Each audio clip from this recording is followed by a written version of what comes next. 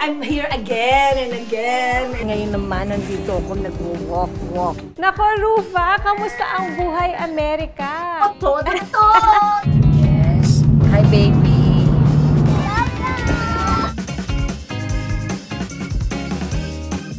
Mula sa pagiging bahagi ng longest-running gag show sa Pilipinas na Bubble Gang, hanggang sa pagbida sa mga pelikulang pumatok sa takilya. Talaga namang to the highest level ang naabot ng kanyang career. At ngayon, sa pamamagitan ng social media, na ibabahagi niya ang kanyang buhay sa Amerika kung saan siya inabot ng pandemya.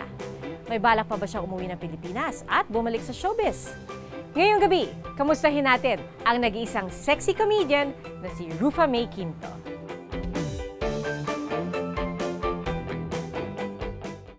Hello mga ka-vlogan, welcome to us. Yes, we're in Venetia.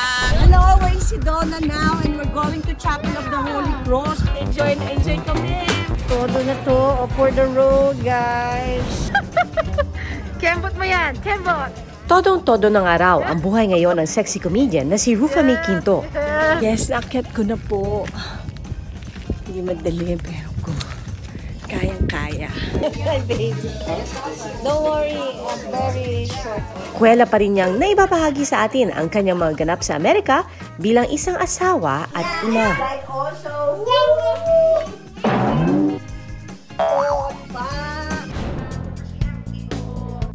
Hi, Rufa! Kamusta? Nice to see you. Yes, hello. Go, go, go. Todo to. Miss you guys. Hi, Tia. Hi, nice to see you. Naku, ang sarap naman ng energy mo. Ang taas-taas ng energy level. Anong oras na ba dyan sa Amerika? 8:30. Gabi na, pero ang energy talagang to the highest level pa rin. Yes. Naku, Rufa, kamusta ang buhay Amerika? Alam namin, inabot ka na dyan ng pandemic. Okay naman ang buhay Amerikana, char. Nosebleed pa din, at saka homesick. Hey, Athena, wait. Come here. Hindi yung anak ko naghahay. Kasi ganyan yun, pag naririnig niya may TV, gusto sumali. Ay, sama siya! Hi, Athena! Hi! How are you? Sabi mo, go, go, go! Ay, oo nga, go, go, go! Woo! Tour the house! Ayun nga po, kami po ay naglilinis. Sa kanyang Instagram account, masayang ibinahagi ni Rufa May ang kanilang bagong bahay sa US. So ngayon po pakikita ko po sa inyo ang guest room. Wow! Pag-uusapan natin yung buhay mo dyan sa Amerika. Ay, so ibig sabihin, ikaw talaga gumagawa ng lahat maski sa bahay. Oo, ako lahat. Kaya wala ka na talagang time para sa kung ano-ano pa. Alam mo yun, kung bilang importante at saka trabaho. Oo. Hindi ka na dapat lumaba. Kasi kung hindi, mag-fall down yung bahay. So, ikaw rin ang nagluluto ng lahat. Bago ka ba pumunta na Amerika, nagluluto ka talaga? Nagluluto ako pero hindi lagi. Nag-umpisa ako magluto kasi lagi akong gugutom. Parang bitin lahat ng pagkain sa akin. Nabawa kare-kare, yung oxtail sa isang order. Parang hindi kasya. Alam mo yung gutom na gutom ako lagi. Kaya natuto ko magluto ng mga Filipino food. Ang patis, habang tumatagal siya, mas mabuti pang salty. Yeah. Parang pag inulit-ulit mo, parang nag-iiba na. Hindi pala madali yung malaki bahay dito. Oo. 3 bedrooms, alam mo yun, yung simple lang, hindi kagaya nun. Sa Philippines kasi may tagalinis. Hindi naman ako matalino Masipag lang ako. Nakaka-pressure kaya yun. Pero alam niyo ba na wala talaga sa plano ni Rufa May ang magstay na matagal sa Amerika? Sa 2 weeks lang talaga dahil nga birthday niya, 3rd birthday. Dapat may gagawin akong soap opera dyan sa GMA. So sabi ko, kung soap yun, malamang 3 months yun or 6 months. Sabi ko, siguro hindi ako makakauwi madalas sa Amerika. So sabi ko, magstay muna kaya ako. So talagang 2 days before my flight, nag-lockdown na lahat. Tapos hindi nag-open ng matagal, di ba? Hanggang wala na akong visa. Wala nang visa. So sabi ko, wala rin magagawa dyan. So ituloy ko na lang yung dito sa land of opportunity, sabi nila. Sabi nila, so hinahanap ko din yung opportunity ko dito. Sabi ko, sige tuloy, go! Wala kang pwedeng gawin kundi manood ng TV. Pero kahit may bahay na raw sa States si Rufa May, may balak pa rin daw siyang umuwi ng Pilipinas ngayong taon. Pero definitely this year, uuwi ako. Gusto kong bumalik para ayusin ko yung buhay ko dyan. Alam mo, may brand new house ako. Dito sa Pilipinas? Oo, na hindi ko na nakita. Oo, 5 bedrooms, ang ganda-ganda. Wow. Tapos, wala, hindi na na-uwian. November 25, 2016 nang magpakasal si Rufa May sa kanyang Filipino-American boyfriend na si Trevor Magallanes. Hi, baby. At nang sumunod na taon, ipinanganak niya ang kanyang baby girl na si Alexandria Athena Magallanes. Ang funny image ni Rufa May on cam, na iba nga ba nang siya maging full-time mom? Nagawan yung anak na naman. Close talaga siya sa'yo. Oo, kasi lumaki siya sa akin. So, pero close din siya sa daddy niya. Actually, mas mabait siya sa daddy niya. Mas sweet siya. Paano nagbago yung buhay mo nung nagkaanak ka na? Parang wala na akong panahon masyado sa sarili ko. Tapos, syempre pinakamasaya ako, the best feeling. Pero at the same time, pinakamasakit din kapag may nagkasakit or umiiyak siya. Sabi ko, ganito pala maging nanay. Ang sarap, ang saya. Pero sakit din. Go, go, go! Tina, go, go! Nakikitaan mo ba siya ng mga signs na baka gusto niya maging artista in the future? Sinasabi niya gusto niya, pero minsan ayaw naman niya ng camera. So parang hindi mo na rin alam kung masyado pang baby siguro. Stay home. Flatten the curve. Flatten curve. Meron ba siya mga mannerism or mga ugali na namana sa'yo? Ngayon pa lang nakikita mo na. Makulit siya. Sobrang energy. Talagang pagising. Ganun. Ako hindi nakakapagsalita kasi talagang... Tinatalo ka niya. Oo, pagising pa lang. Ganun. Ano ba yan? Comedian din. Go, go, go. Dahil kilitiin ka niya. Basta masyadong funny. Kung to the highest level si Rufa May bilang nanay, Hi, baby. todo rin kaya siya sa pagiging isang may bahay. Paano mo i-describe si Trevor bilang isang asawa? Siya ba ay very sweet and romantic, generous? Basta he cares for us. Of course, he loves us. Pero yung care niya for us to be the best version of ourselves. English kasi kaya ang hirap din i-explain. I only eat Swiss chocolate. Could you please relay that to Mr. Modlin? Ang tanong, paano nga ba sila mag-usap ng asawa niyang Phil-Am na si Trevor? Nosebleed ba lagi sa bahay? English only please, Rufa May. Bigyan kita ng isang situation, tapos sasabihin mo sa akin kung paano mo gagawin yon in English. Okay? So kung wari ito, ang first question natin, paano mo ginigising si Trevor para maghanda na para sa kanyang trabaho? Hindi ko siya ginigising kasi siya mismo nanggigising siya. Lagi ang tanong ko lang, do you wanna eat? Are you gonna eat? Do you wanna eat? Are you gonna eat already? You want massage? Ganyan. Very limited only. 3 words. Paano mo sasabihin na ang dinner niya ay galunggong na may bagoong? You want the GG? The go-go fish? Not the golden fish. Not the fish, go gold, but GG fish from the ocean deep. Bagoong? Oo. Shrimp paste. Ay, ang social. Shrimp. Alam niyo yung bagoong kasi mahilig na siya kumain ng Filipino food. Paano mo sasabihin kay Trevor na wala nang laman yung ref at kailangan niya na mag-grocery? There's nothing. Nothing in the ref. Why don't you go grocery? Way more than 3 words yun, ha? Go grocery yourself and think about what you're gonna eat every day. Sabi kong ganyan. Paano mo sasabihin sa mga fans tsaka sa lahat ng nakakamiss sa'yo na don't worry, babalik ka rin dito sa Pilipinas at hindi mo sila nakakalimutan? Oh, don't worry, don't panic. Don't panic. Parang English yung don't worry, no? I will go there again.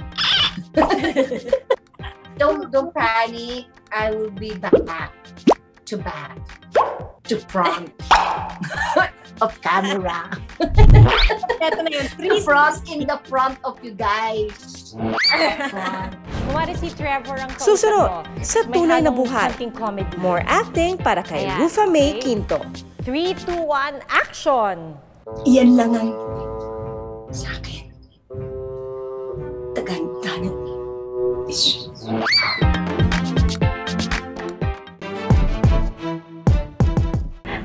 Huwag kang malapit, diyan ka lang. Ang yabang mo naman, ate. Parang di mo naman kamukha si Lion King. You have to give me a ring. Or else, you better watch out. Naging bahagi si Rufa May ng ating mga tahanan sa loob na mahabang panahon. Mas cute kami, no? Pinatawa at inaliw niya tayo sa ilang mga pelikula at proyekto niya sa showbiz. Kamusta naman ang mga prisoners natin? Namimiss mo ba ang acting, ang showbiz sa ngayon? Oo, miss na miss ko talaga. Grabe. Ito yung nagugas akong plato. Sabihin ko, ito after everything I've done. Sumikat ako sa Philippines. Nakapundar ng kaibigan. Tapos sabi ko, ito lang bang yung baksak ko? Magbugas ng plato. Hirap ako nung una. Umiiyak-iyak pa ako. End of the world na para sa akin. Una ako dito. Ngayon naman, okay na. Na-adjust ko na. Kasi sabi ko, mas mabuti na rin to dahil nakikita ng anak ko yung tunay na buhay. O diba? Iyana Code said, I need medical facilities. Kaya naman kahit nasa malayo, ang pag-arte ang ilalapit natin sa kanya. Go, go, go! Todo na to the highest level actingan challenge. Ready na ba kayo sa drama na may twist of comedy ni Rufa May? So, eto, Rufa, may papakita kami sa inyong eksena. Tapos, papagaya lang namin sa iyo. Total, namimiss mo naman yung acting, tsaka yung showbiz, tsaka taping. So, eto na ang pagkakataon. Okay? So, ating first scene ay, naku, walang iba kundi si megastar Sharon Cuneta. Tiga-handa ng isusuot mo. Ang kakainin mo. Tiga-ayos sa bahay mo. Taga-salo sa mga problema mo. I was never your partner. I'm just your wife. Wow, ang bigat. Kumari si Trevor ang kausap mo. 3, 2, 1, action! Tagandanan. Nakakainin mo. Taga-ayos ng gamit mo. Taga-salo. Ang problema mo. I was never your partner. I'm just your wife. Hindi mo ko nirespeto. Ang galing! O, eto naman ang next scene namin para sa'yo. Alam namin, alam ng Diyos! Ikaw ang pumatay sa kapatid ko! Kaya papatayin kita dahil pinatay mo ang kapatid ko! Bakit may problema ka ba? The superstar, Miss Nora Honor, galing sa O Nanay. Alam ko at alam namin lahat, alam ng Diyos! Ikaw ang pumatay sa kapatid ko! Ang galing! Baka nga magising na yung mga kapitbahay mo. Habang nasa US si Rufa May at namimiss ng showbiz, alam niyo bang naging cover girl siya ng isang magazine na na-release ngayong buwan lang din? Anong pakiramdam nung tinanong kanila kung pwede kanilang i-feature? Eh, syempre, nung unang inisip mo, pag-uhubarin ba ako ng mga tot, di ba? Pero hindi, gown na, as in yung malalaking gown na, oh my gosh, sabi ko, dapat pala, never ko pa na-experience yung ganun sa pictorial. Yung sila lahat may dala, May mga damdam. Tapos pati alahas ko talagang pangmayaman. Tapos 8 pages si J-Lo, o di ba ako 35. Ay, grabe. Tapos ikaw 35? Tinalo mo si J-Lo. Huling cover si Brad Pitt, gano'n. Tapos mga Oscars. Oo, gano'n. Kaya sabi ko parang, totoo ba to? Pero hindi totoo eh. Kaya talagang walang imposible. Hello mga ka-vlogan! Welcome to you, Donita Rose in the Bay! Sa kanya mga vlog, nakasama rin ni Rufa May ang ilang mga kaibigang artista na nasa Amerika rin ngayon. Oo, sabi ko lumipad siya dito. Kabilang araw dito ang kanyang BFF na si LJ Moreno. Madalas kami magkita at mag-chat everyday. Mas lalo kami naging close ulit dito. Okay. Kasi parehas kaming mayroong toddler. Mas nag-focus talaga siya sa family and kung paano niya na-prioritize talaga yung family. Because, you know, me and Peachy have been good friends for a long time and I know how much she loves her career. Pero talagang she sacrificed para magkakasama sila ng mag-aama niya. Tuloy lang ang chikahan from America to Manila kasama ang mga showbiz friends naman ni Rufa May sa aming pagbabalik. Yes! Go, go, go!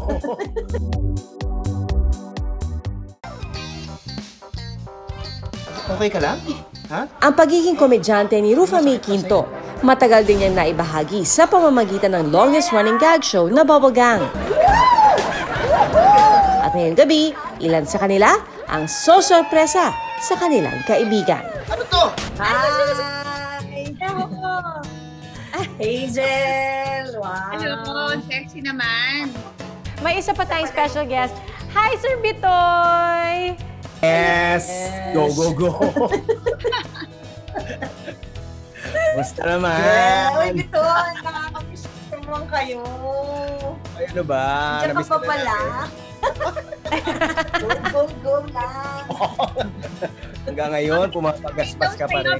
Sir Bitoy, paano nyo ba i-describe yung samahan ninyo nung magkakasama kayong tatlo sa Bubble Gang? Parang kami yung magkaka-wavelength. Medyo sobrang bagets na ng mga ngayon, mga kasama ko ngayon. I think that's the best batch. Wow!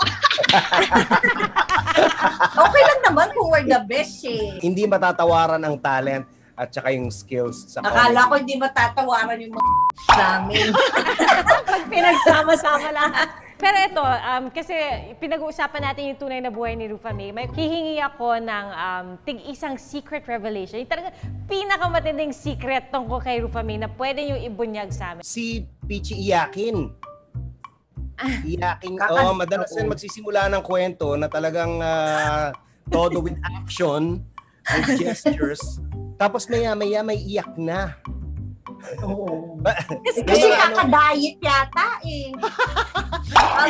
Nasasabay lang siguro. Sexy ka, hindi kami kakain kasi nag-e-emote-emote ng ganun. Okay, ikaw naman, Ara. Mahilig kasi siya mag-diet. Kaya naman sexy, di ba? So ako naman, ako si Miss Rice. Mahilig ako sa kanin. Excuse me, hindi siya Miss Rice, Miss Extra Rice. Not one, but two. Actually, secret niya. Ayun yung sikretong nire-reveal ko. Parang nangahakot ng pagkain. Yan naman ang kwento ni Ara. Kaya kami naging close. Siya taga-ubos. Ayun. Ano mang message ninyo para kay Rufa na nasa Amerika ngayon?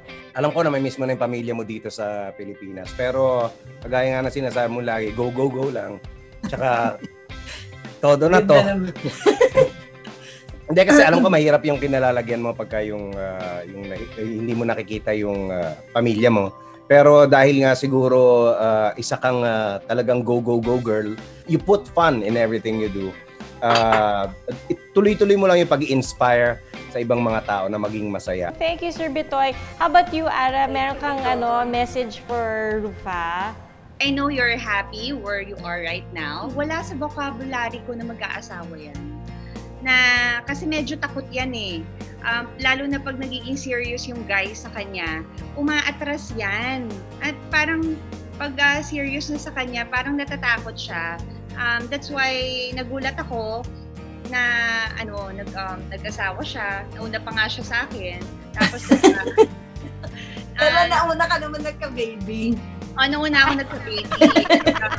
Sinasabi ko naman sa kanya, ibang ang mo sa buhay, ang direction mo sa life pag nagka-baby ka na. And I'm happy for her kasi iba talaga pag may sarili kang pamilya. Naku, thank you. Thank you so much, Ara and Thank you, Bitoy. Bitoy. Dami namin natutunan. Kung mabuting tao ka, may budhi kang matino, malinis, yun ikakaganda mo. Pinaghirapan at patuloy niyang pinagtatrabahuan ang buhay na mayroon siya ngayon.